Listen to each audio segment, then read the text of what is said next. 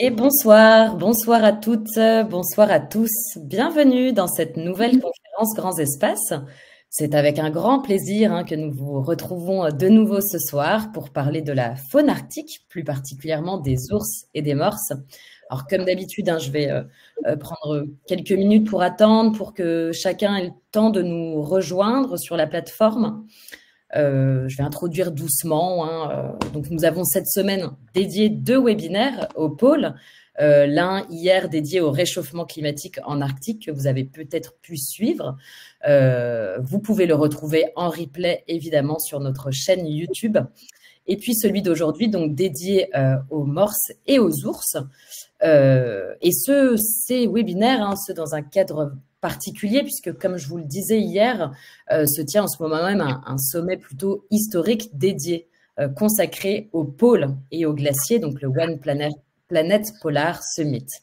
Avec nous ce soir, Christian Kempf, fondateur de Grands Espaces, qui parcourt l'Arctique depuis maintenant plus de 50 ans, mais c'est avant tout un scientifique, biologiste, géographe qui a été professeur à l'Université de Strasbourg, mais aussi lauréat du Grand Prix européen de protection de la nature, auteur de nombreux ouvrages qui font autorité dans le milieu polaire et dont nous aurons l'occasion de reparler un peu plus tard.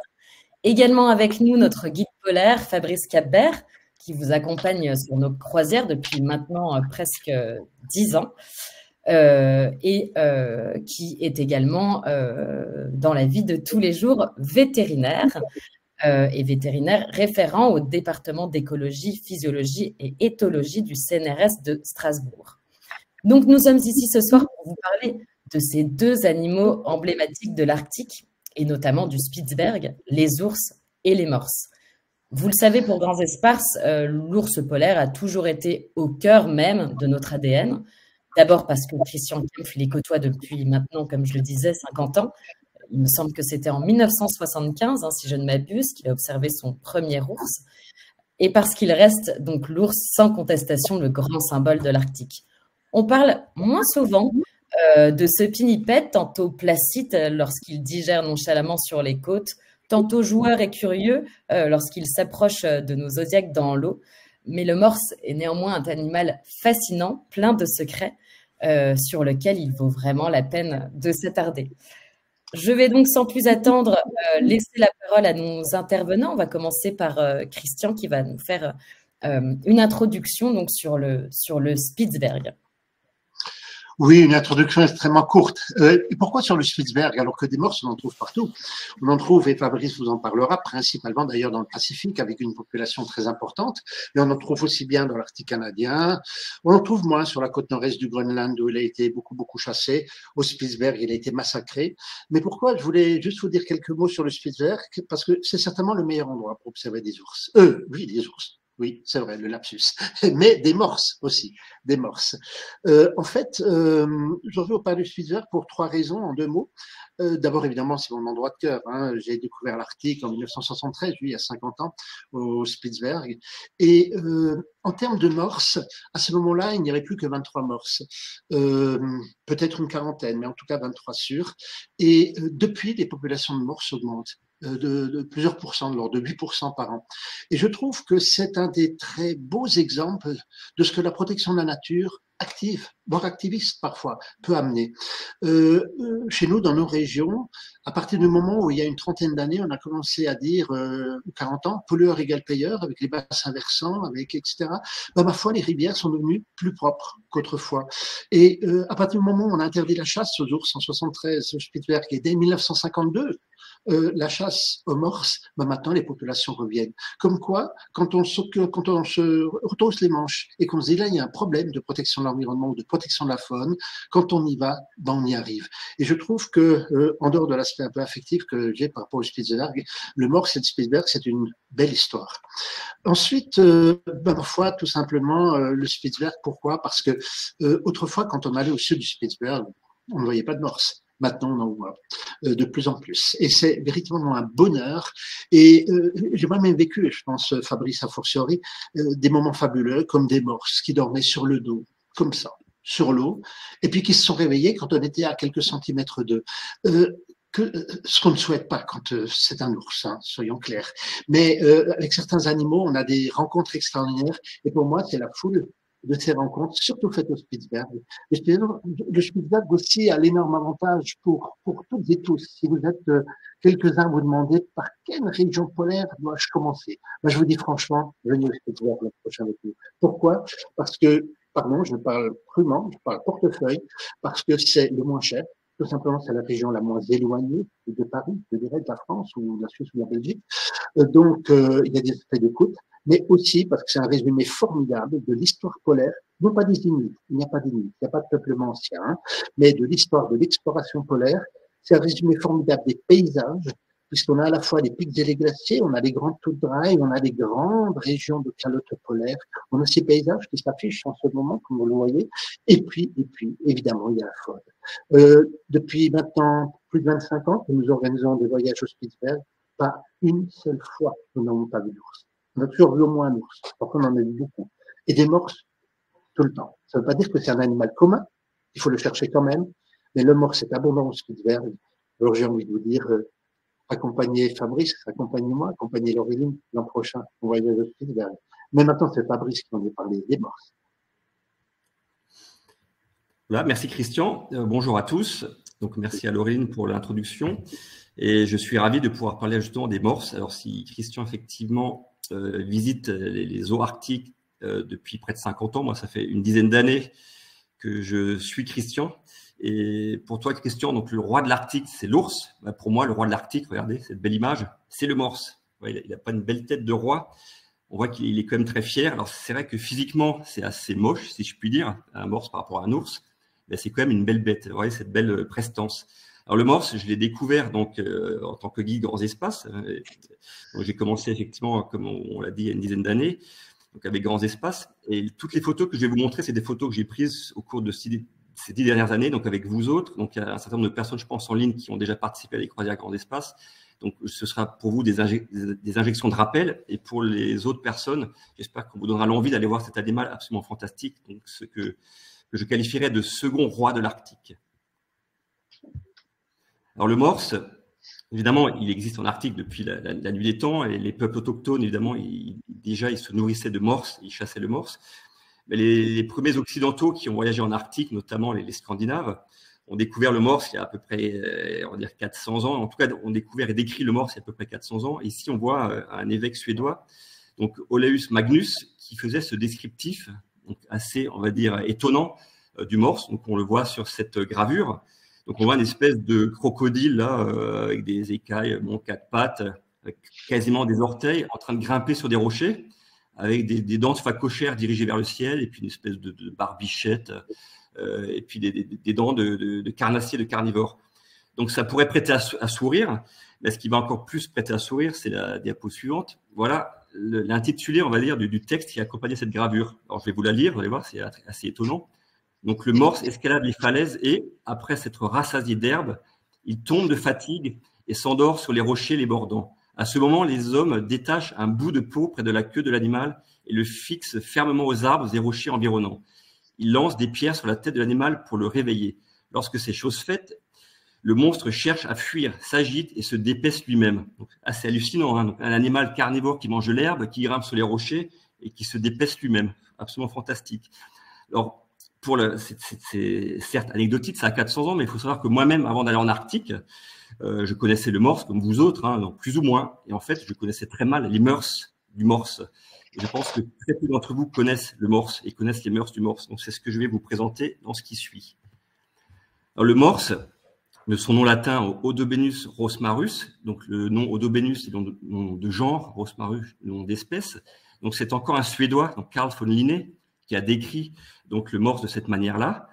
Odobenus, c'est une latinisation du grec odon et benain, c'est-à-dire odon la dent, benain marcher. Donc on voit bien ici l'attitude physique du morse qui donne l'impression de marcher sur les dents. Rosmarus, c'est également une latinisation du scandinave rosmar, qui veut dire en gros le morse. Ça vient du vieux norrois, du vieil islandais. Donc horsvarl, donc horse, le cheval, varl, la baleine, qui ont donné les mots horse en anglais ou whale en anglais ou val en allemand. Donc, ça veut dire le cheval-baleine. Donc là, on traduirait donc ce nom latin par le cheval-baleine qui marche sur les dents. Ouais, donc, vous avez un cheval-baleine qui marche sur les dents. Donc, plus simplement et plus, je dirais, facilement appelé le morse. Alors, le morse fait partie d'un groupe qu'on appelle les pinnipèdes. Donc, pinnipèdes, c'est-à-dire qui ont des nageoires à la place des pieds, des membres, des pattes. Et dans ce groupe des pinnipèdes, on a trois, on va dire, familles ou trois sous-groupes. On a d'abord les otaries, comme on le voit sur la gauche, avec cette otarie de Californie. Donc, au milieu, on reconnaît nos amis les morses. Et on a sur la droite un jeune phoque barbu qu'on voit assez régulièrement sur les croisières grands espaces. Hein.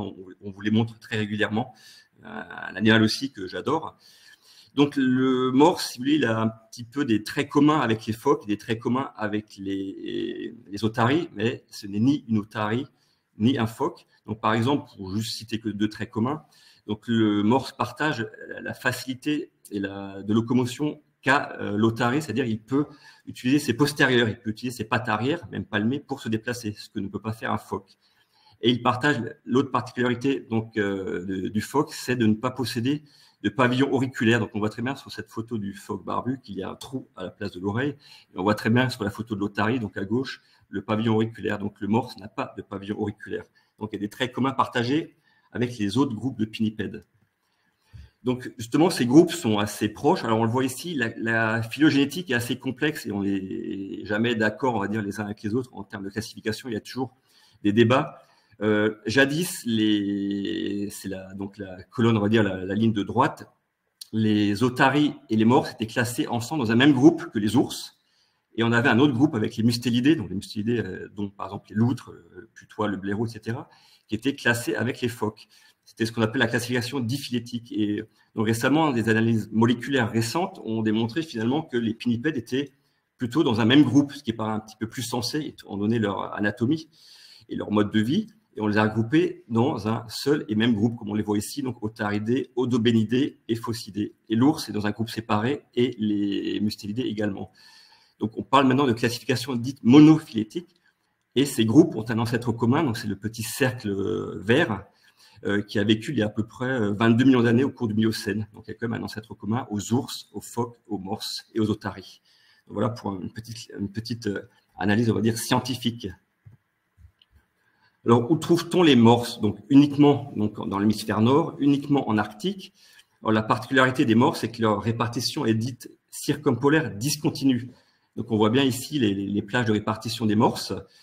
Il y a deux sous-espèces. Donc, le morse est une espèce dite polytypique, donc qui comporte deux sous-espèces. Donc, on a le morse dit de l'Atlantique, donc qui est composé d'environ 25 000 individus, dont à peu près un peu plus de 4500 donc au Spitzberg, on va en reparler, et le morse dit du Pacifique, donc qui vit de l'autre côté, évidemment, de l'Arctique, avec quasiment 8 à 10 fois plus d'individus.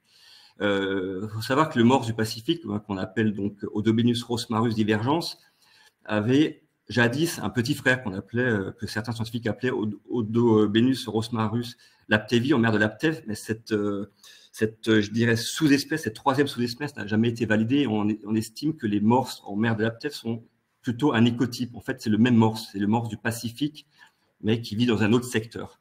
Donc, en gros, retenez qu'il y a deux sous-espèces de morses, Pacifique, Atlantique, et avec une différence en termes de nombre. Alors, le voici. Donc, vous voyez que c'est quand même une belle bête, hein. Donc, c'est des animaux qui font, là, on parle plutôt du morse, on va dire, de l'Atlantique, des animaux qui font plus d'une tonne et demie, sachant que le morse du Pacifique peut monter jusqu'à 1,9 tonne, quasiment 2 tonnes, hein, il est plus grand. Et vous voyez, les défenses, très belles, hein, ce sont les canines supérieures, en fait, donc qui ont cet aspect de défense d'éléphant, on va dire, donc dirigé vers le bas. Et elles peuvent peser jusqu'à 5 kg et mesurer, dans certains cas, plus de 60-70 cm, voire jusqu'à 1 mètre pour le morse du Pacifique. C'est un ivoire assez dense, assez solide, qui est beaucoup plus dense et plus costaud que l'ivoire des éléphants et qui aura quasiment causé la perte, malheureusement, de ce magnifique pinnipède. Alors, les femelles sont à peu près 2 tiers plus petites que les mâles, hein. On voit ici une femelle avec son jeune. Il y a aussi une différence au niveau des défenses, hein. Elles sont aussi plus petites, un peu plus écartées. Et on voit quand même, c'est quand même des animaux qui peuvent peser pour les femelles jusqu'à plus d'1 tonne. Ce qui est assez incroyable. Alors là, je pense à toi, Christian. Moi, j'ai travaillé un peu dans le charolais au cours de ma jeune carrière et je soignais des charolais. Voilà. donc les charolais, les vaches. Et pour moi, quand j'étais face à un taureau charolais de 1 tonne 2, j'étais face à un monstre. Et là, il faut imaginer que là, on a quand même juste une petite femelle qui peut peser 1 tonne. Donc, si on compare effectivement un taureau charolais à une morse femelle qui est un petit morse, finalement, on se rend compte que ce sont quand même des animaux très, très massifs. Alors, le morse, c'est le seul pinnipède, on va dire, hautement social. Donc, c'est un animal très, très social. En tout cas, c'est un des plus sociaux. Et bon, il y a d'autres, hein, certains, notamment les otaries, un certain nombre d'otaries et certains phoques, les phoques du Groenland. Mais le morse, en fait, il y a une caractéristique donc, très sociale et aussi, il pratique ce qu'on appelle la ségrégation sexuelle. C'est-à-dire qu'on va retrouver effectivement des animaux en groupe, mais on va séparer les sexes. Donc, on aura des groupes plutôt de mâles, donc de différents âges, avec plutôt les mâles plus âgés, plus dominants vers le milieu du groupe, et puis les mâles plus jeunes qui vont un peu graviter autour du groupe pour essayer de s'intégrer. Et puis des groupes de femelles, et souvent des femelles suitées, donc avec les petits. Et on observe ça, par exemple, au Spitzberg, hein, pour ceux qui sont déjà avec nous. Vers l'ouest, on observe plus souvent des groupes de mâles, alors que les femelles sont un peu plus à l'est, ou plus vers les terres François-Joseph. Et on observe parfois dans des groupes de mâles, au Spitzberg, on a vu hein, ces dernières années, des fois 1 ou 2 femelles qui est là, même avec un petit, dans un groupe de mâles. Donc, c'est pas exclusif. En tout cas, retenez que globalement, on a des groupes de mâles, des groupes de femelles, et qui se retrouvent uniquement, en tout cas, qui se mélangent uniquement au cours de la reproduction, mais je vais en reparler. Et là, on voit par exemple ici dans ce groupe, hein, donc une photo que j'avais prise, je crois, à Torrenne-les-Ettes, un mâle, en fait, on voit un mâle avec des grandes défenses, en fait, qui essaie de faire un peu son trou au sein du groupe et qui est en train, si je puis dire, littéralement de virer les petits jeunes. On voit un petit jeune sur son épaule droite, vous voyez, avec les petites défenses, un jeune un peu plus âgé qui essaye de faire son rebelle, et puis 2 ou 3 autres qui dorment et qui s'en fichent complètement de ce qui se passe autour d'eux. Donc c'est ça qui est passionnant chez les morses, hein, c'est qu'on a beaucoup d'attitudes qui sont très drôles, et on en reparlera tout à l'heure avec l'histoire de l'ours qui a essayé de manger un petit morse. Donc voilà, donc le type d'image qu'on fait, encore une fois, ce ne sont pas des images internet, hein, ce sont des images qu'on fait sur toutes les croisières, hein, donc c'est vraiment fantastique. Donc c'est encore une fois pour vous donner le goût et l'envie de venir avec nous, hein, parce que c'est vraiment des spectacles assez hallucinants. On voit ce groupe ici de morses fantastiques, c'est des images qu'on voit plutôt sur l'autre côte de l'Arctique, plutôt dans le Pacifique, où il y a des groupes avec des milliers de morses. C'est vrai que du côté du Spitzberg, on a quelques groupes avec quelques dizaines, peut-être maintenant quelques centaines d'individus. Ça reste des petits groupes, mais globalement, quand on est face à des mastodontes comme ça, en très grand nombre, et qu'on est là à quelques mètres à pouvoir les prendre en photo, je vous assure que c'est des souvenirs absolument fantastiques, comme on le voit sur cette image. Là, vous avez l'image, hein, vous n'avez pas l'odeur, donc il faut vraiment venir avec nous, comme ça vous aurez en plus l'odeur, parce que les morses, ça sent pas très bon, mais c'est passionnant. Alors, ces mastodontes, comment se déplacent-ils? Alors, on peut se dire, un petit peu comme beaucoup de pinnipèdes, quand ils sont à terre, c'est compliqué pour eux, mais dans l'eau, comme on le voit sur la photo en bas à gauche, on voit ce groupe de jeunes mâles. On voit qu'ils sont très agiles, hein, dans l'eau, ce sont de véritables sirènes. Donc, il n'y a aucun problème pour eux, ce sont des mammifères marins, donc évidemment, ils sont très adroits et très à l'aise dans l'eau. En été, effectivement, quand on va en Arctique, nous, on est en été, donc ils sont le plus souvent sur les plages, ils sont échoués sur les plages. Hein. On parle d'échouerie de morses, donc c'est ce qu'on observe pendant les croisières grand espace. Et on voit qu'ils ont quand même pas mal de mal à sortir de l'eau. Souvent, hein, ils rampent, ils mettent pas mal de temps à sortir, ils font beaucoup de pauses, des fois des pauses de 10-20 minutes, et puis ils continuent à monter une espèce je dirais, de reptation jusqu'à la plage. Par contre, parfois, ce qui est assez amusant, c'est pour le retour dans l'eau, ben, ils font des roulés-boulets, comme on le voit sur la photo de droite. Donc, ils sont assez malins, ils se laissent rouler et ils arrivent assez rapidement, en tout cas beaucoup plus rapidement dans l'eau pour y retourner que pour en sortir. Et puis, évidemment, donc, régulièrement, on trouve des morses qui sont sur des morceaux de glace, sur la banquise, ou des fois sur des morceaux de glace d'iceberg, ou des flots de banquise. Et on se demande, mais comment ces mastodontes font-ils pour grimper justement sur ces flots? Donc ça, on l'observe assez souvent au Groenland, de toute façon. On a vu régulièrement au Groenland, mais aussi au Spitzberg. Et sur la terre du Nord-Est, où il y a encore de la banquise, souvent quand on y va, ben pour monter, tout simplement, ils vont grimper en s'aidant de leur défense. Donc, c'est une des utilisations des défenses. Hein. Une des premières utilisations, c'est évidemment faire le dominant dans le groupe, hein, en tout cas se défendre, et également s'agripper donc à la glace pour pouvoir monter sur la glace.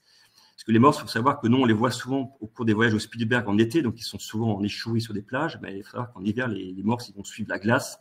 Et ils aiment beaucoup aussi la banquise. Hein. Ils vont monter vers le nord, ils vont suivre la banquise et ils vont vivre autour de pollinies, qui sont des zones d'eau libre dans la banquise. Donc, c'est comme des animaux qui sont vraiment, on va dire, amoureux et en tout cas attirés par la glace et la banquise. Ils sont très souvent aussi sur la banquise.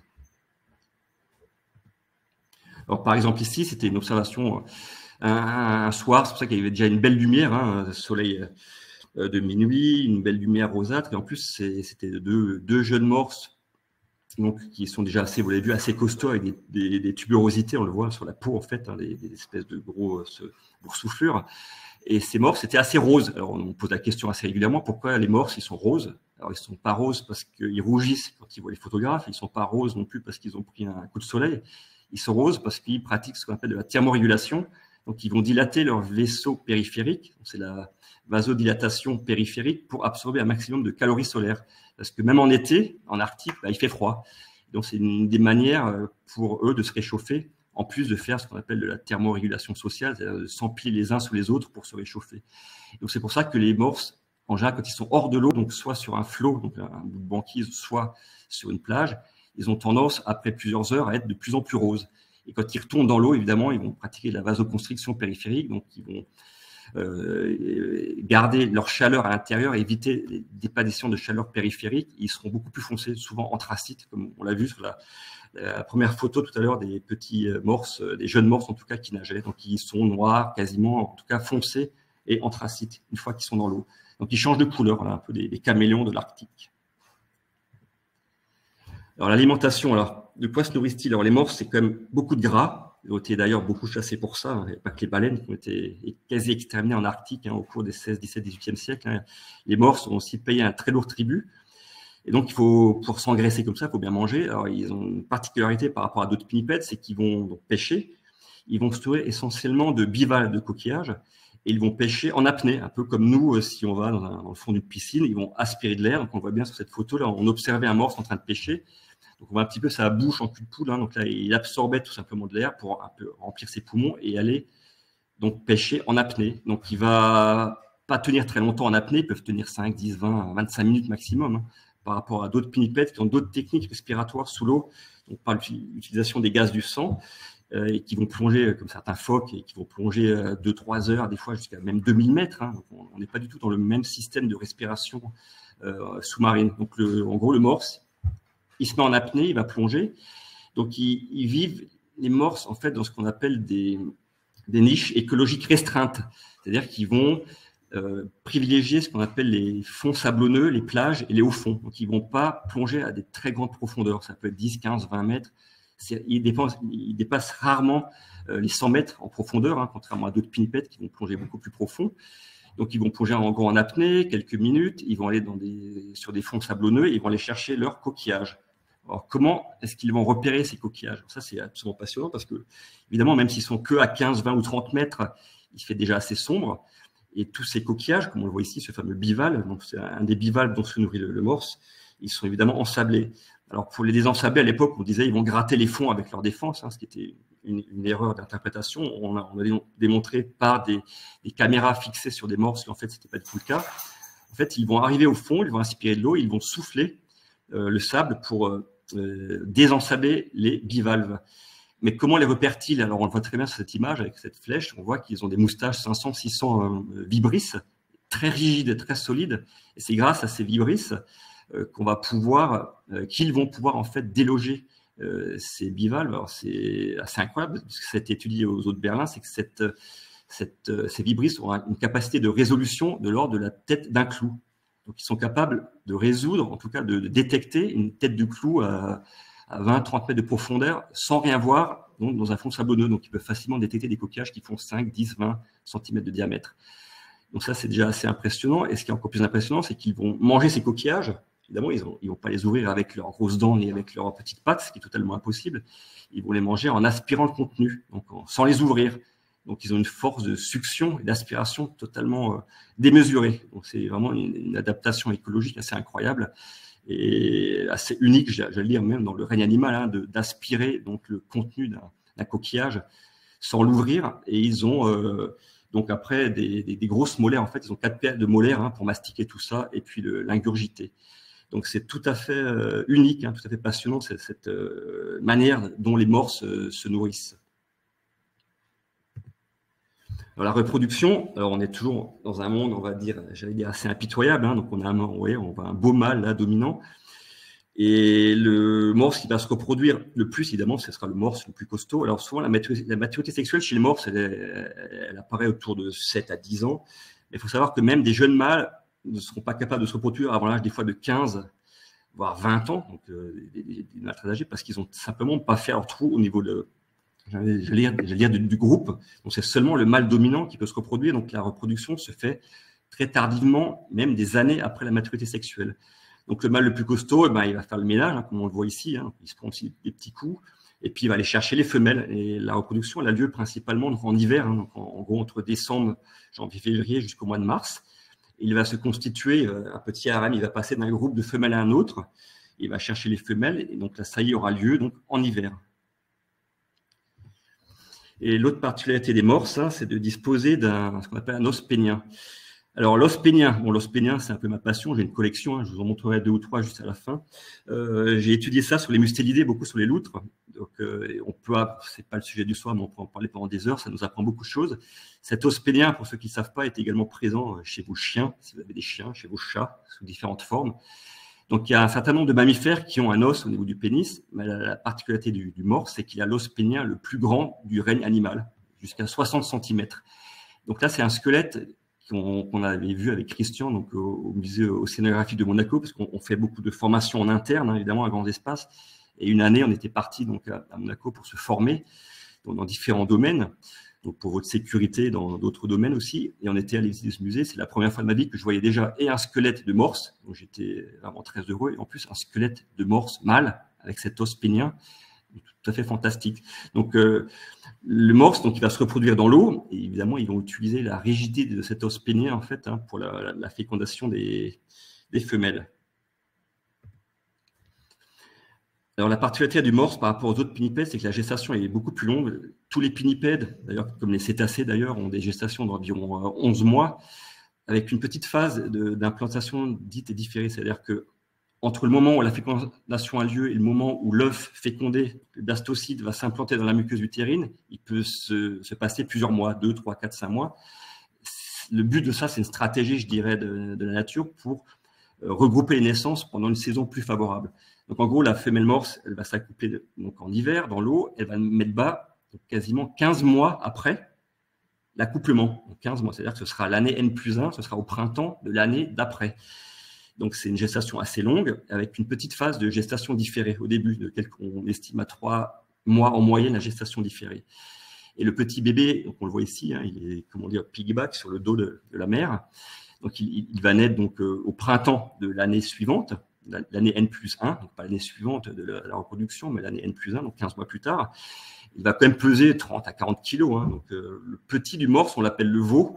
Il n'y a pas vraiment d'autre nom. Alors, moi, je l'appelle le morceau, parce que déjà, à la naissance, c'est déjà un sacré morceau. Il faut imaginer 45 kilos. Moi, je faisais des césariennes dans le Charolais, là, chez Christian, quand j'étais plus jeune. Et quand on sortait un culard, ce qu'on appelait donc un Charolais de 40 à 50 kilos d'une vache, que ça nous tombait sur les pieds, on le sentait passer. Donc, je peux vous dire que c'est déjà un sacré morceau, 45 kilos pour un petit morse. Et on le voit dès la naissance. Donc, le morse, évidemment, souvent, il s'abrite un peu sur la femelle. On le voit ici. Pourquoi peut-être pour s'affranchir du froid de la glace, ou peut-être parce qu'il y avait un prédateur. On peut interpréter ça comme on voudra.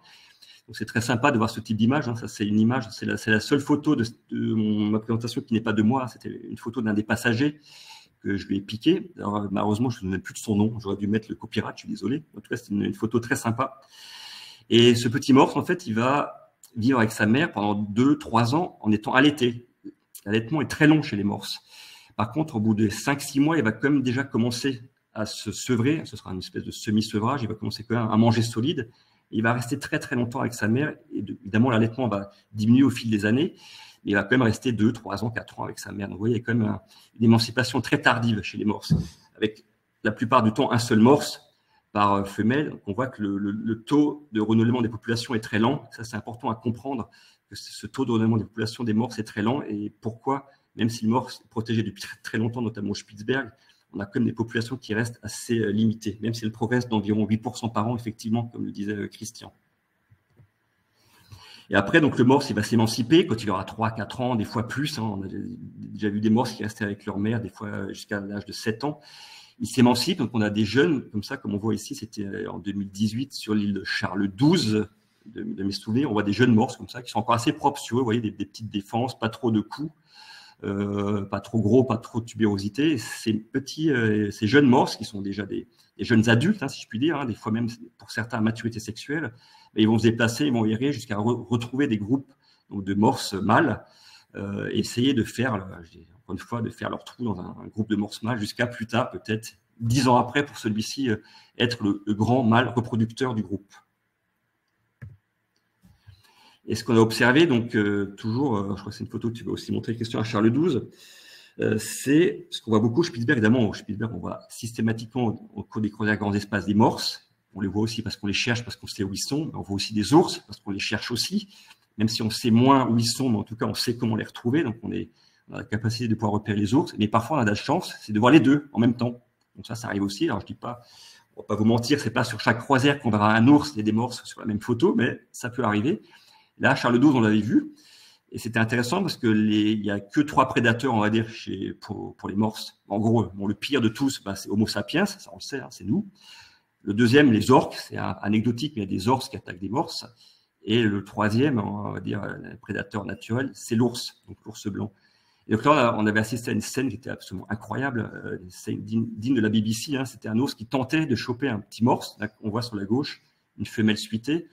Évidemment, la femelle était souvent sur les rochers et l'ours, il approchait un peu comme un chat, tout doucement, on le voyait, on l'a vu arriver de loin. Et puis, c'était impossible qu'il les attrape, évidemment, parce qu'évidemment, dans l'eau, les morses sont beaucoup plus agiles et plus rapides que l'ours, donc il a absolument zéro chance de les attraper. Mais c'était intéressant parce qu'il essayait, il réessayait. Et ce qui était marrant, c'est que les morses, ils ressortaient un peu plus loin sur la roche et l'ours réessayait. Puis, évidemment, il n'a jamais réussi à attraper ces morses. Et on a eu une observation donc l'an dernier, donc en 2022, à Torrelles-les-Aides, de mémoire, une observation assez unique et rare, qui était fantastique. Hein. C'est une des rares fois, une des premières fois, Christophe confirmera qu'on voyait ça sur des voyages grands espaces, et même pour tout voyage confondu en Arctique, en tout cas au Spitzberg, un ours qui rôdait donc, autour d'un groupe de morses. Et puis là, ils avaient séparé en deux, il y avait une partie avec le stress qui était partie à l'eau. Enfin, on a assisté à un spectacle assez incroyable, et une partie qui était restée à terre.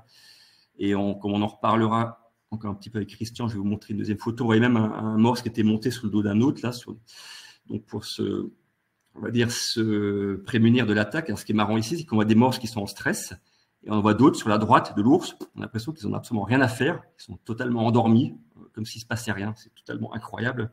Et c'est pour ça que pour moi, c'est quand même un animal toujours assez amusant et fantastique à observer. Et puis évidemment, l'ours, au bout d'un moment, il a quand même réussi à en choper un jeune, donc après qui a finalement réussi lui-même à échapper à l'ours. Enfin, c'était une observation tout à fait fantastique qui, moi, m'a marqué à vie. Alors, on va peut-être essayer maintenant, je vais laisser Laurine essayer de montrer une vidéo qui a été faite par drone au cours de cette même attaque pour vous montrer un peu l'image vue du ciel. Et donc là, on voit effectivement, vous voyez, l'ours, il a séparé le groupe. On voit même une attaque de l'abe là sur une mouette, là, on voit au sterne, il y a des oiseaux qui passent. Et on voit qu'il y a un morse qui essaie de lui faire face quand même. Donc, il y a des morses qui s'en fichent complètement, ils sont complètement endormis. Certains sont un peu en stress, certains vont un peu vers lui, ils soufflent. Un autre morse à l'eau essaie quand même entre guillemets, de le repousser, au moins de lui faire face. Et puis l'ours, il continue, vous voyez, il essaie de faire le tour. Alors, au niveau stratégie, alors l'ours, il se met à l'eau. L'ours, il n'a pas forcément l'intelligence humaine, mais c'est une stratégie qui avait utilisé pas mal les humains pour tuer des morses. Hein. Ils tuaient quelques morses en bord de plage, ils faisaient peur aux autres, et les morses allaient s'empiler les uns sur les autres, et ils s'étouffaient les uns les autres. Alors c'est peut-être ce qu'espère l'ours, hein, c'est que par accident, peut-être avec le stress, qu'un morse aille en étouffer un autre, et puis comme ça, il aurait un accès plus facilement. Il faut savoir qu'un morse qui fait 1,5 tonne, pour un ours qui fait 600 kg, c'est quasiment le triple. Hein. Donc l'ours, il va essentiellement essayer de chasser des morses, soit déjà faibles ou soit petits. Et là, on voit une autre image donc, prise donc, du Zodiac, donc du même site, de la même attaque. Donc on voit toujours pareil, il y a des morses dans l'eau qui regardent l'ours un peu de loin, et puis on voit qu'il y a un morse là qui essaie quand même de défendre le groupe. On voit qu'il s'approche de l'ours. Alors c'est vrai que c'est des attaques qui sont rarissimes, on les en fait vraiment assez peu, et c'est vrai que c'était pour nous tous, hein, présents sur place, hein, un souvenir absolument fantastique. Donc c'est ce que je vous souhaite hein, quand vous viendrez avec nous l'été prochain au Spitzberg, hein, c'est de pouvoir assister à ce genre de spectacle, que ce soit ce type-là, il y en a d'autres, hein, parce qu'il y a d'autres animaux évidemment, il n'y a pas que les ours et les morses au Spitzberg, hein, En tout cas, c'était un souvenir absolument fantastique. Voilà, merci Laurine. Donc, on va passer à la suite. Alors, je vous disais, il y avait donc 3 prédateurs. Bon, orque, c'est un peu plus anecdotique. L'ours, évidemment, le prédateur suprême de toute la faune terrestre, de toutes les espèces terrestres, c'est nous-mêmes. Hein. Alors, le morse a été chassé au XVIe siècle, surtout, ça s'est aggravé 17, 18, 19e siècle. Le morse est encore chassé actuellement. Hein.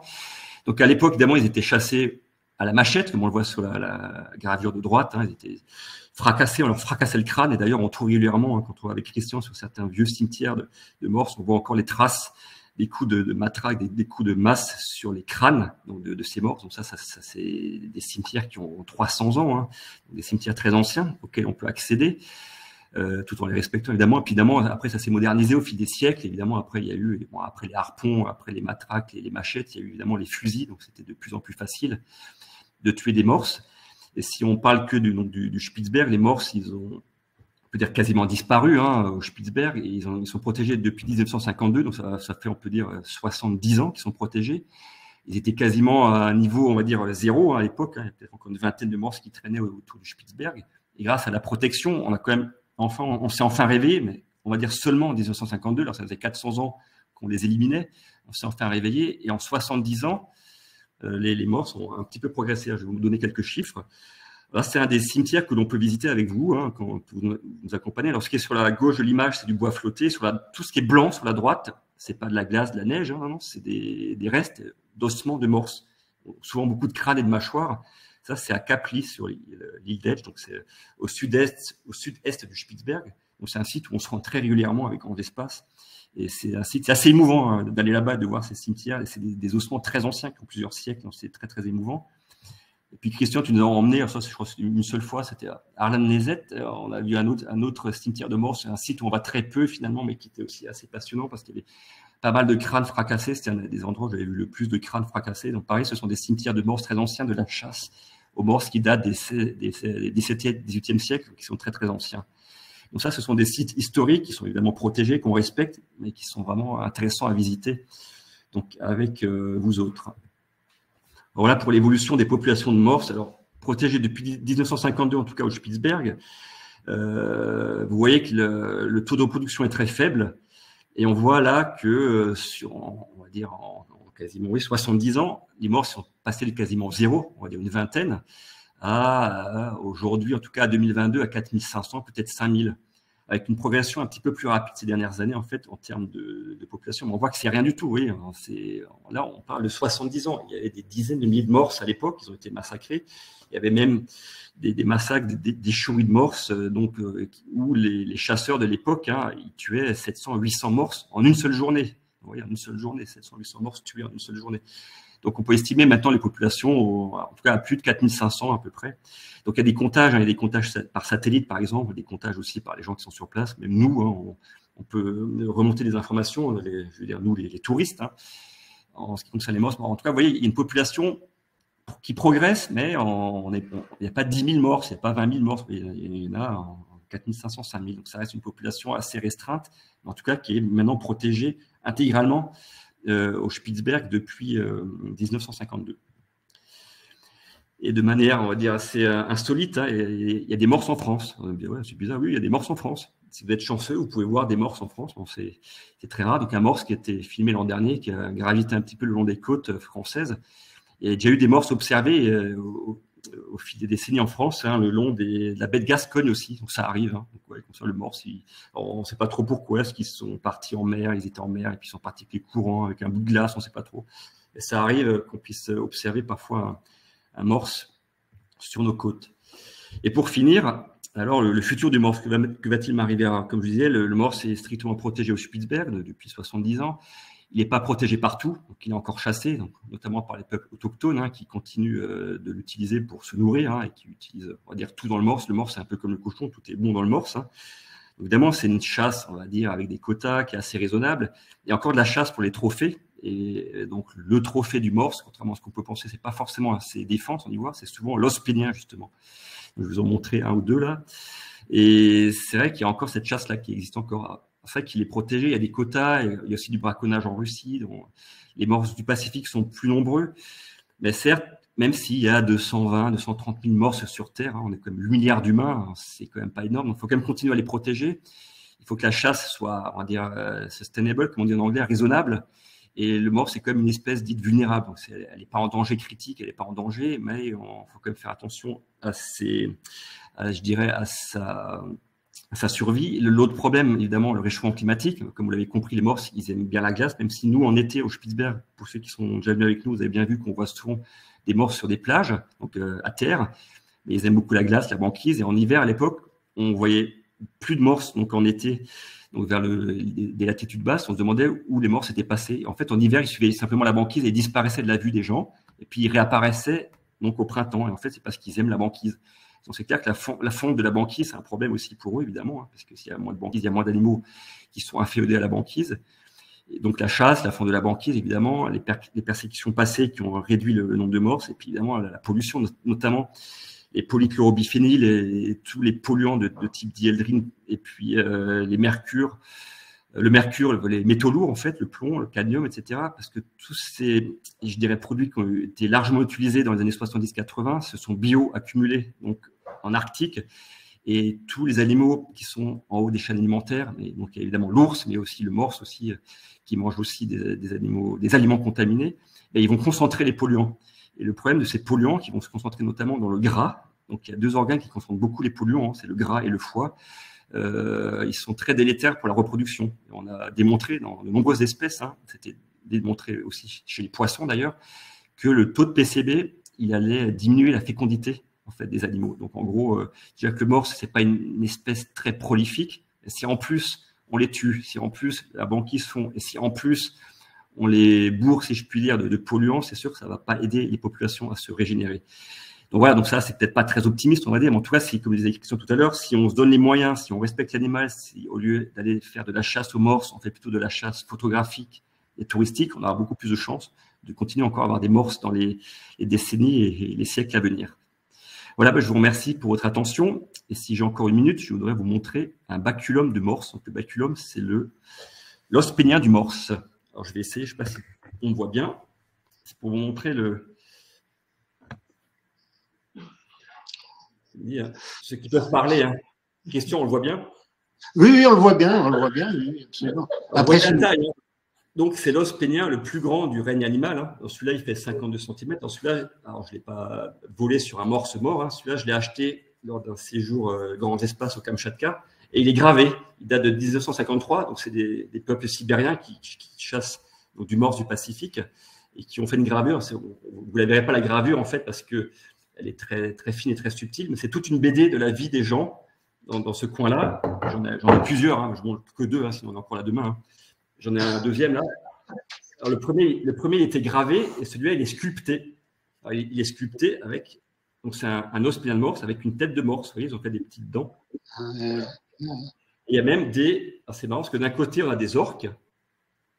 On voit des orques d'un côté et de l'autre côté, il y a des morses. Donc, ça confirme que l'orque est aussi un des prédateurs, justement, notamment dans le Pacifique, du morse.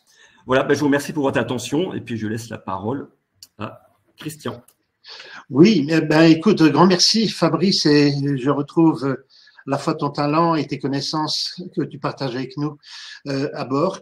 Pour revenir sur les os péniens, effectivement, les peuples du nord-est de la Sibérie ont à disposition, si je puis ainsi dire, une population de 200 à 250 000 morses.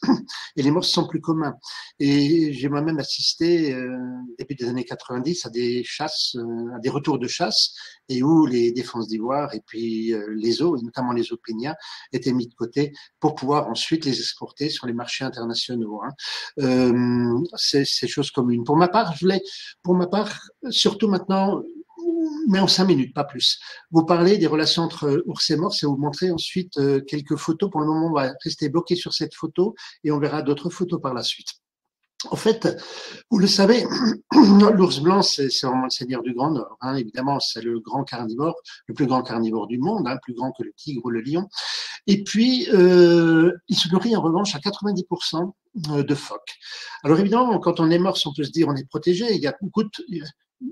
On estime environ à 28-32 millions de phoques, la population de phoques dans le bassin arctique, sur les 25 millions, pardon, non, sur les 11 millions de kilomètres carrés d'eau, je dirais, de mer de l'Arctique. Donc, il y a du monde, il y a de quoi manger. En revanche, on ressemble quand même un petit peu à un phoque, simplement un gros phoque, je dirais, quand elle est monsieur ou madame Morse.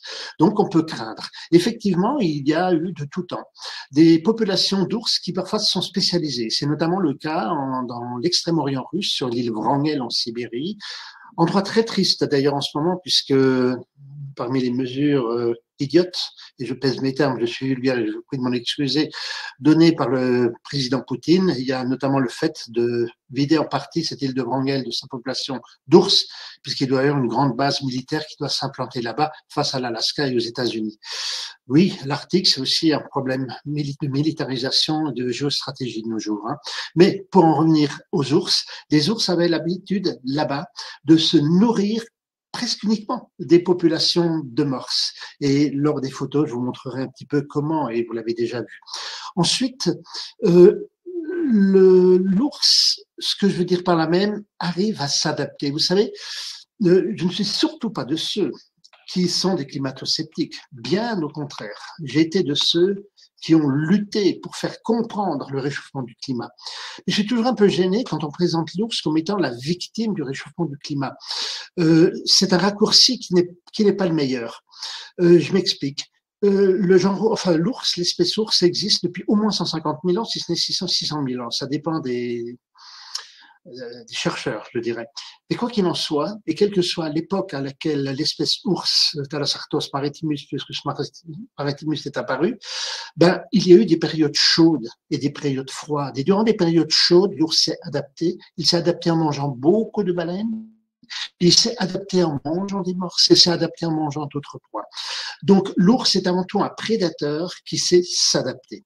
Et paradoxalement, à cause de la restriction catastrophique de la superficie de la banquise, de l'ordre de 90 000 km par an, hein, c'est gigantesque et affolant, ben, l'ours, en fait, se porte de plus en plus vers les morses, et notamment au Spitzberg, au Svalbard, où il y a à la fois pas mal d'ours et pas mal de morses.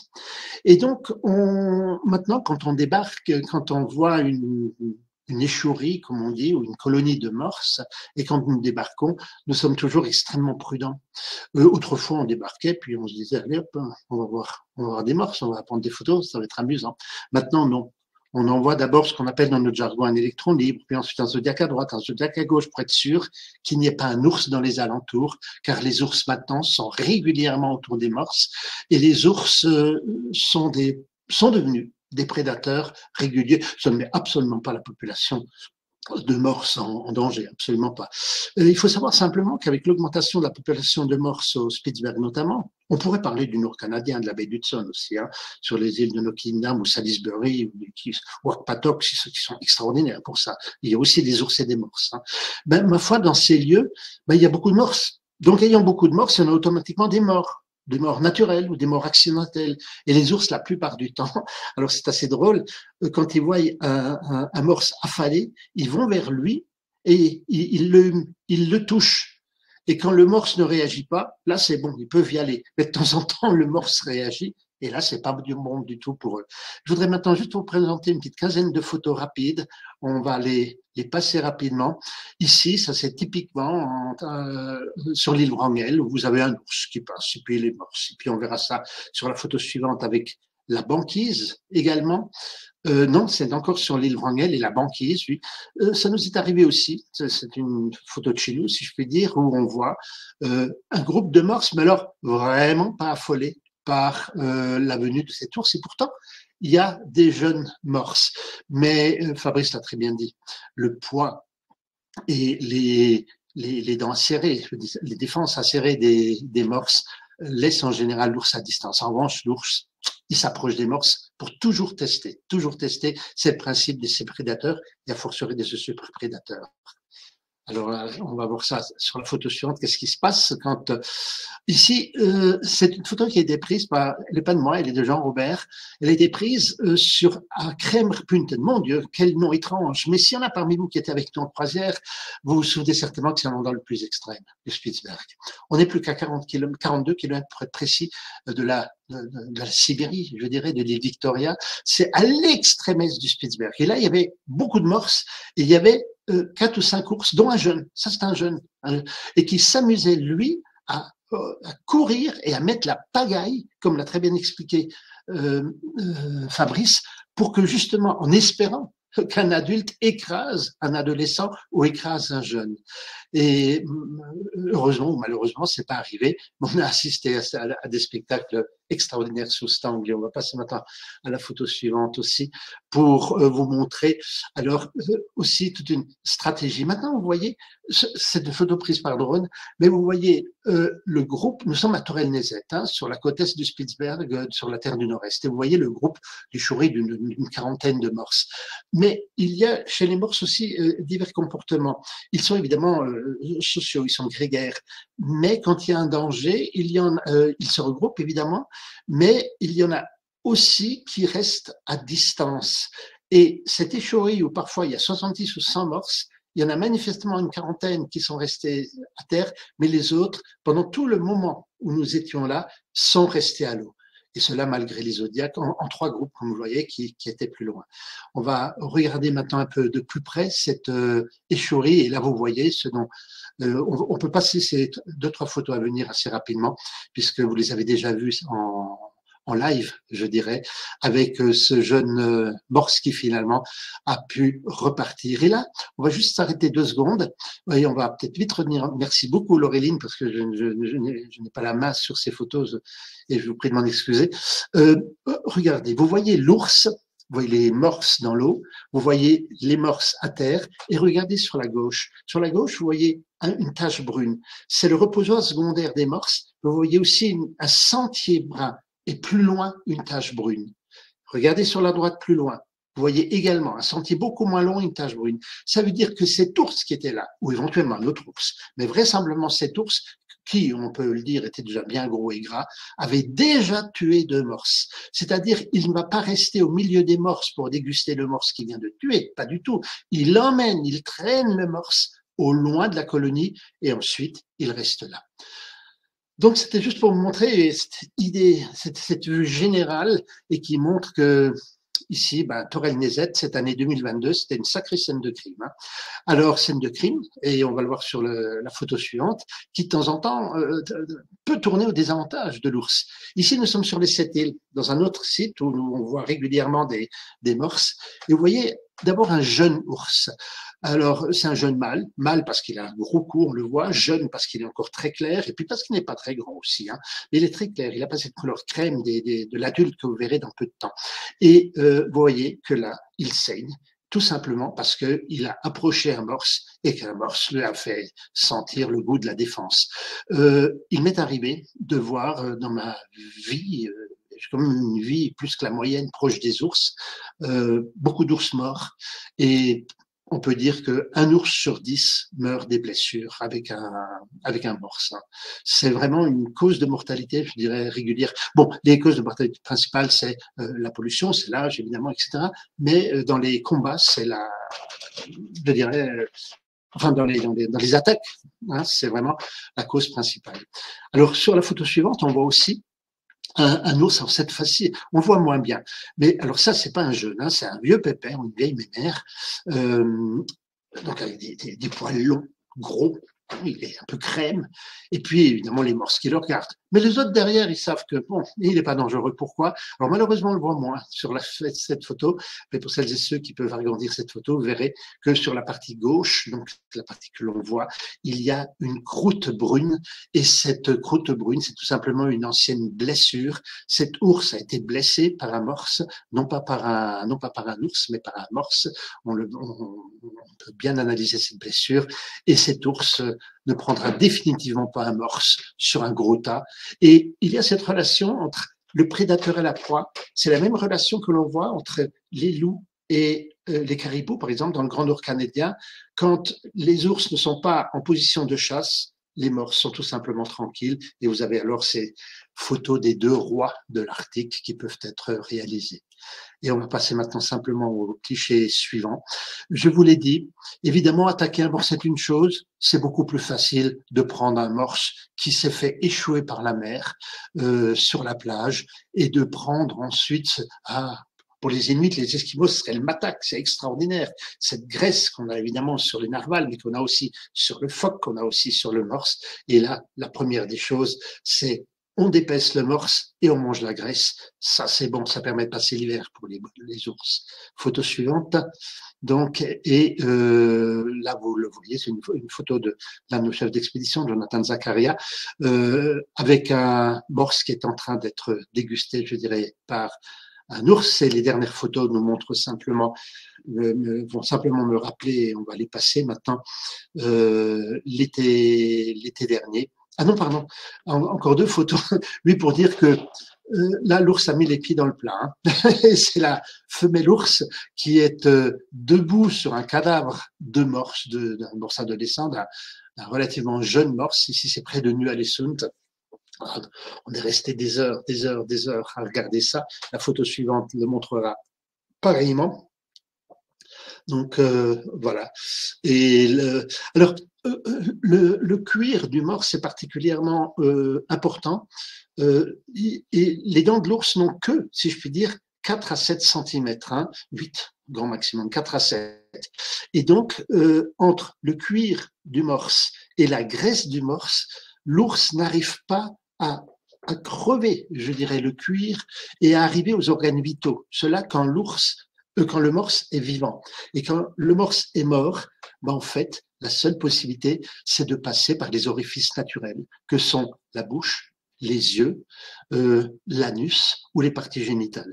Et c'est par là qu'en général, l'ours commence son repas quand il s'agit d'un gros morse sur la table. Et donc, je crois les deux dernières photos vous montrent simplement des spectacles qu'on a eus.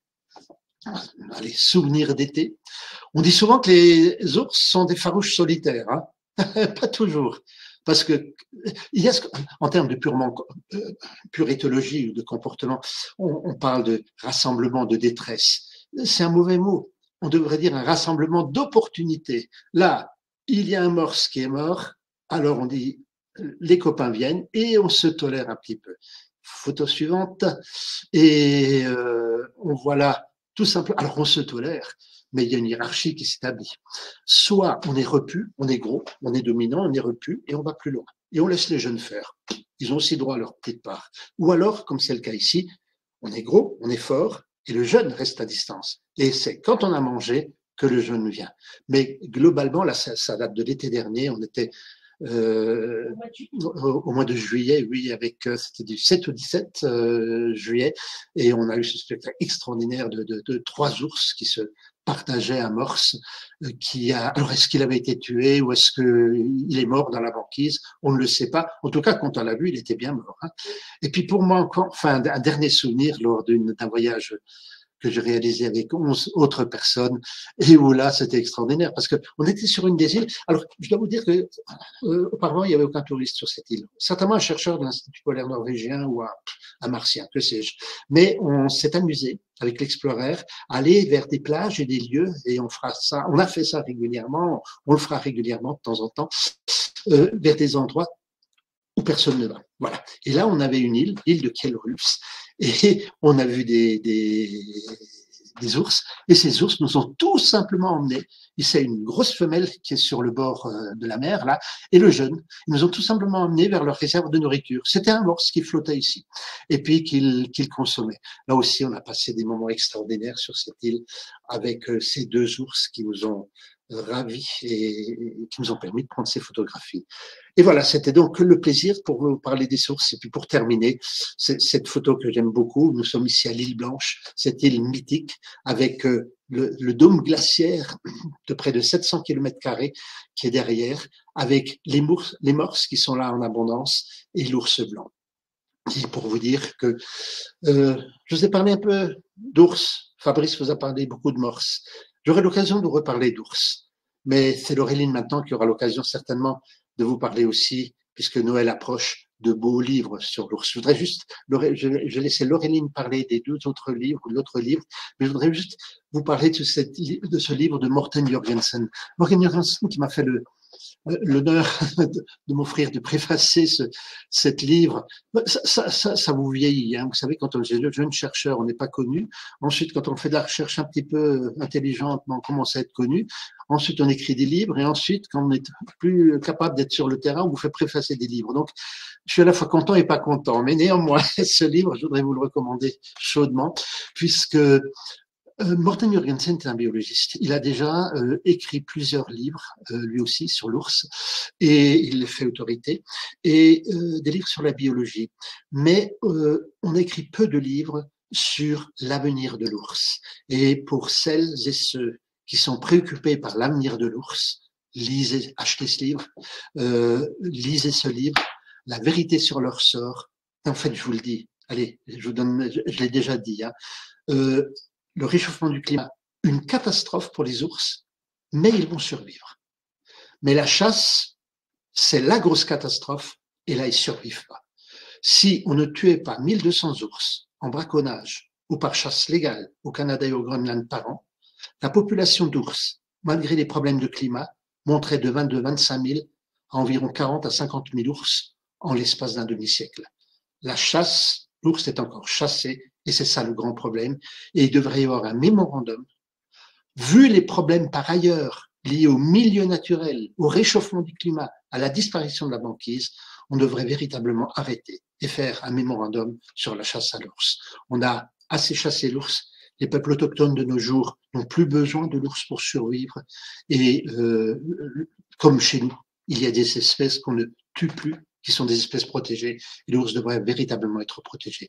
C'est tout ce plaidoyer que je viens de faire de manière presque maladroite en une minute, mais que Morten Jørgensen fait très bien, chiffre à l'appui, avec un livre particulièrement documenté. Et puis, je voudrais maintenant laisser Laureline parler aussi un petit peu de ces histoires d'ours et des histoires de livres d'ours. Oui, merci Christian et merci Fabrice pour ces belles présentations sur la faune arctique. C'était très intéressant. J'en profite et je fais un petit tremplin pour parler aussi de votre ouvrage, hein, Ours polaire. Donc, magnifique ouvrage illustré avec des photos incroyables que vous pouvez donc retrouver sur notre site internet sur l'onglet librairie.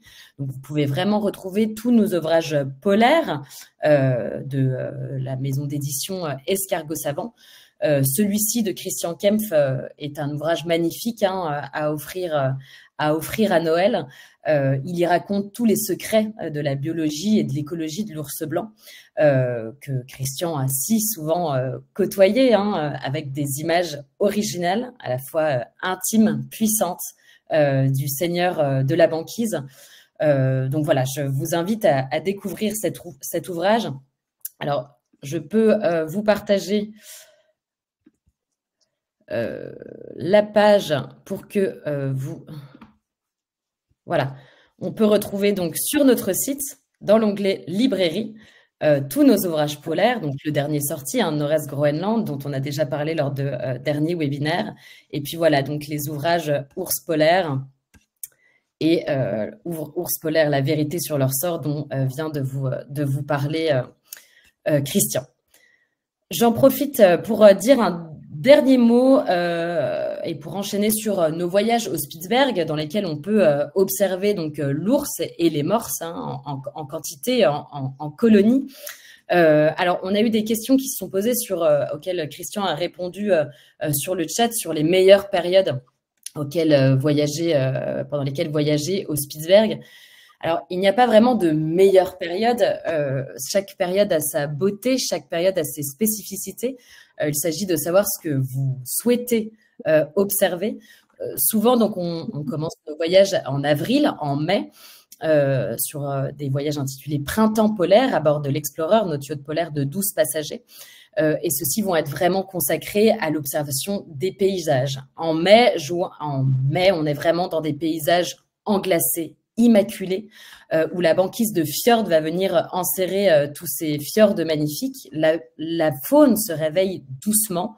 On ne peut pas dire que ce soit la meilleure période pour observer la faune, même si je viens de recevoir des très belles photos de passagers ayant observé des morses à cette époque-là sur des plaques de banquise. Donc, il est possible d'observer la faune, mais l'ours sera un peu plus difficile à observer qu'en été. Ici, on a une photo donc que j'ai prise en juin dernier sur un voyage avec Fabrice, justement, où on peut voir les paysages typiquement que l'on peut retrouver à cette période. Juin est vraiment donc le début de l'explosion de vie polaire. On a cet entre-deux entre les paysages encore très enneigés du Spitzberg et en même temps le réveil vraiment de la faune que l'on va pouvoir vraiment observer à cette période-là beaucoup plus en nombre qu'en mai. Donc, c'est vraiment un très bel intermédiaire. Et puis, ça va être des voyages qui vont être très orientés banquise puisque elle est encore assez basse, assez au sud. Elle vient encore enserrer l'archipel, ce qui va nous permettre d'observer des scènes de vie absolument magiques sur la banquise qui est le terrain de jeu finalement favori de l'ours. Donc voilà, on peut retrouver une photo de notre guide Matteo Ganadu qui a été prise aussi en juin l'année dernière. Donc un ours majestueux sur la banquise. Et puis plus on avance dans la saison, juillet par exemple, plus les paysages vont être différents d'une part. Alors on aura toujours la neige, on aura toujours la glace. Les glaciers sont là, les icebergs sont là. La banquise, on va aller la chercher un petit peu plus au nord, mais on va quand même tenter d'aller naviguer entre les plaques de banquise. Ce qui va différencier les voyages de juillet, c'est vraiment donc la faune qui est vraiment là. En 2022, si je ne m'abuse, on a une collaboratrice et toutes nos équipes d'expédition et nos passagers à bord qui ont une croisière en juillet où ils ont pu observer pas moins de 28 ours sur 11 jours, donc c'est absolument incroyable. Et puis, ce qui va se différencier, c'est qu'on va avoir cette toundra, donc cette strate végétale vraiment typique de l'Arctique, que l'on peut voir ici mordorée, qui va venir donc colorer les berges du Spitzberg et qui va venir contraster avec les bleus des glaciers. Donc voilà, je vous invite vraiment à découvrir tous les voyages que nous proposons au Spitzberg et au Svalbard. Donc en juillet, on va vraiment pouvoir découvrir jusqu'à la terre du Nord-Est, tout l'archipel du Svalbard, puisque, comme je vous l'ai dit, la banquise est beaucoup plus au nord et va nous permettre de découvrir l'archipel dans sa globalité, si je puis dire. Voilà une dernière photo que j'ai pu prendre également il y a 2 ans, donc une très belle observation d'ours également en juillet. Comme vous l'a dit Christian en début de ce webinaire, il n'y a pas une croisière depuis 25 ans où nous n'avons pas observé d'ours. On croise les doigts pour que ça continue. Et puis également donc les morses qui sont les animaux, les amis favoris de Fabrice que nous observons en nombre et en colonie. On prend peut-être juste 5 petites dernières minutes. J'ai vu des questions assez intéressantes passer et qui ont été répondues dans le chat, mais auxquelles je pense qu'on peut répondre comme ceux-là qui vont intéresser d'autres personnes. Donc, il y avait notamment une question sur les morses qui disait donc d'une vingtaine d'individus au Svalbard après massacre. Y a-t-il eu un brassage génétique par la suite via d'autres populations venant d'ailleurs, par exemple le Groenland ou la Russie? Peut-être Fabrice, tu saurais y répondre.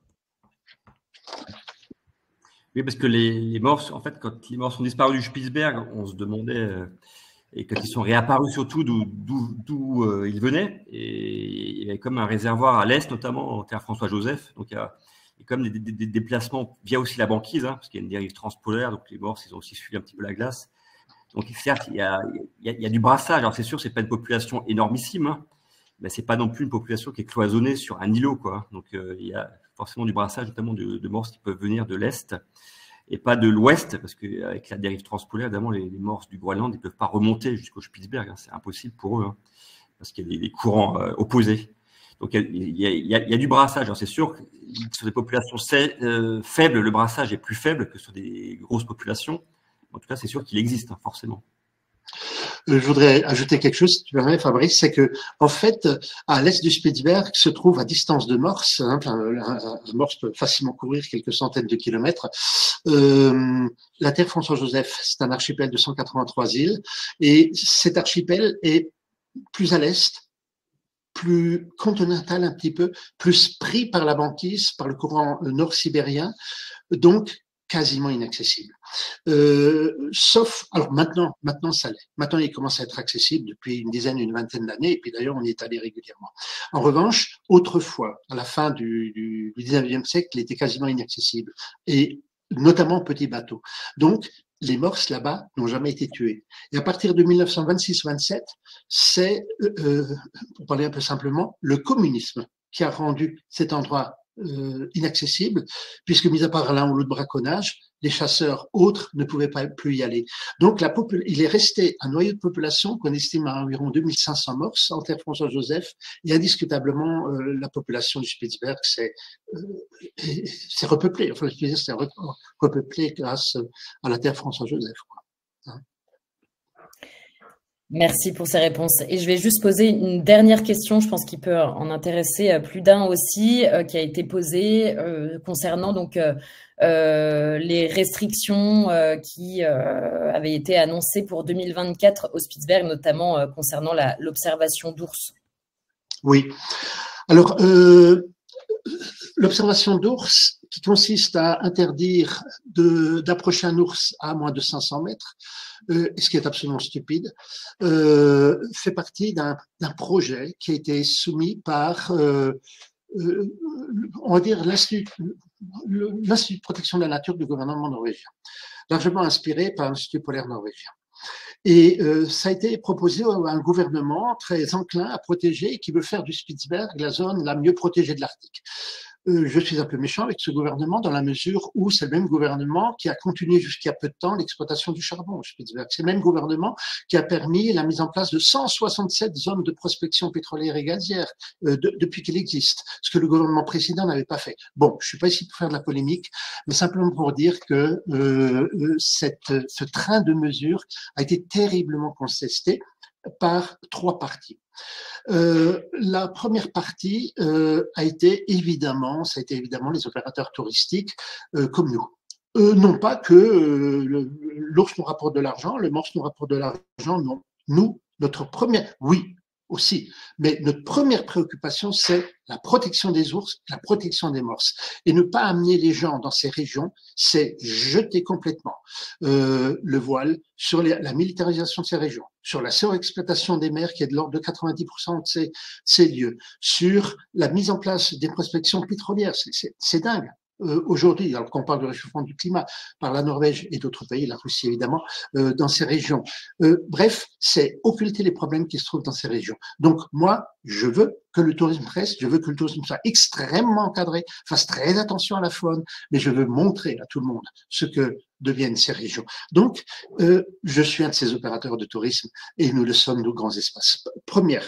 Ensuite, évidemment, les locaux à Longyearbyen. Longyearbyen vit par le tourisme. Et il y a eu le 11 novembre 2023, donc 2022, la première manifestation polaire et la première manifestation au flambeau dans la nuit polaire du 11 novembre donc 2022, c'était les gens de Longyearbyen. Sur les 2400 habitants, il y a 1100 habitants qui sont allés, c'est pas très grand Longyearbyen, hein, enfin qui se sont promenés dans Longyearbyen avec des flambeaux pour montrer au gouvernement combien ils étaient opposés. Et paradoxalement, c'est le WWF, le Fonds mondial pour la nature de Oslo, qui est également façon de parler, c'est comme je disais, de Paris, disons, de norvégien, qui s'élève également contre ces mesures, parce que dans ce train de mesures, bon, d'abord, il y a au WWF des gens compétents, hein, et des naturalistes, et qui savent que, bon, c'est une stupidité totale de dire que les ours à 500 mètres ou les morses à 300 mètres, les morses, quand on les a à 30 mètres, ils bougent pas. Bon, voilà.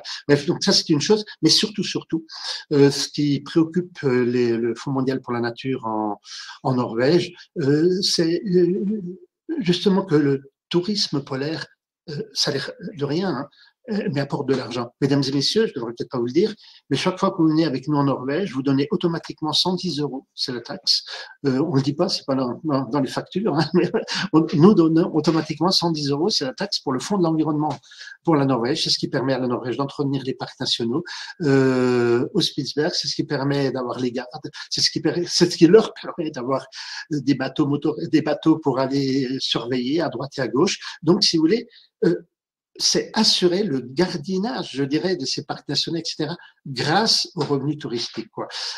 C'est un peu comme quand on parle de l'impact du tourisme, allez, on va faire beaucoup d'exotisme, en Ouganda ou en Rwanda, parce que nous payons 1 000 $ ou parfois plus par personne de fait d'aller voir les gorilles, mais enfin, les gorilles ont de la valeur, et donc on peut lutter contre le braconnage. C'est l'histoire de la chasse à la baleine en Islande. Le whale watching, l'observation des baleines, rapporte plus d'argent que la chasse à la baleine. Alors, évidemment, le gouvernement islandais maintenant a arrêté la chasse à la baleine. C'est le poids du tourisme par rapport aux autres intervenants de dans l'Arctique, en l'occurrence. Alors, où est-ce qu'on en est? J'ai répondu, j'ai chatté, si je puis dire, le 17 octobre, pour être précis, le représentant du gouverneur de Spitsberg me dit pas de nouvelles, et il n'y en aura probablement pas dans les prochains mois. Pourquoi? C'est comme en France, comme en Suisse, comme en Belgique, comme partout. Il y a ici un texte qui a été rédigé, mais c'est au moment politique opportun que ce texte passera en Conseil des ministres, ensuite au Parlement, parce que ça doit être une loi, et ensuite en décret d'application. Alors, ce que je peux vous dire, c'est que ça prendra des mois. En revanche, je dois être extrêmement honnête. S'ils le font demain, ça peut rentrer en vigueur en 2024. S'ils le font après-demain, ce ne sera pas avant 25. Vous voyez ce que je veux dire? Nous ne savons pas. Peut-être ce texte sera aussi abandonné, mais il y a danger. Et il n'y a pas que ce problème d'approche de l'ours et des autres animaux. Il y a beaucoup de mesures stupides, comme par exemple le fait de limiter à 43 sites les endroits où on peut aller. Il y a des mesures intéressantes. Limiter le nombre de personnes, ça oui, pourquoi pas. Limiter quelques zones, interdire quelques zones, oui, tout ça c'est normal, car il faut protéger la nature, il faut protéger les animaux, mais il y a là tout un train de mesures que n'importe quel biologiste ne peut pas accepter. Alors peut-être est-ce aussi à cause de cela que ce projet qui nous pendait vraiment, c'est une épée de Damoclès qui nous pendait au-dessus de la tête, et pour le moment, pas de nouvelles. Lors de la réunion de l'AICO, des organisateurs de croisière expédition, c'était drôle parce que la réunion a commencé, les discours de bienvenue, etc., etc. Et ensuite, on a eu sur les grands tableaux de la réunion où nous étions, il y a eu Svalbard, no news, parce que tout le monde voulait avoir des nouvelles, et je sais vous aussi, mais malheureusement. J'ai pris un certain temps parce que ça intéresse tout le monde. Nous nous sommes beaucoup affolés l'an dernier, on est toujours inquiets. Mais voilà, c'est pour ça aussi que nous allons vers le nord-est du Groenland et que nous allons de plus en plus vers le Canada, où là les croisières se développent. Navré d'avoir été long, mais je pense au moins avoir été complet. C'était nécessaire, je pense. Merci beaucoup, Christian. Écoutez, je pense que on va pouvoir mettre fin à cette conférence. Donc, merci à tous les deux. Merci, Christian. Merci, Fabrice, pour vos interventions. Et merci à tous d'avoir participé encore nombreux ce soir à cette conférence. Comme d'habitude, vous retrouverez votre lien en replay qui sera envoyé par mail à la fin de cette conférence. Et puis, elle sera également mise en ligne sur notre chaîne YouTube. Merci à tous encore une fois. À très bientôt, j'espère, pour de prochaines conférences et à bord de nos bateaux à la découverte donc de la faune arctique. Merci, belle soirée. Au revoir. Merci à tous. Allez, au revoir. À bientôt.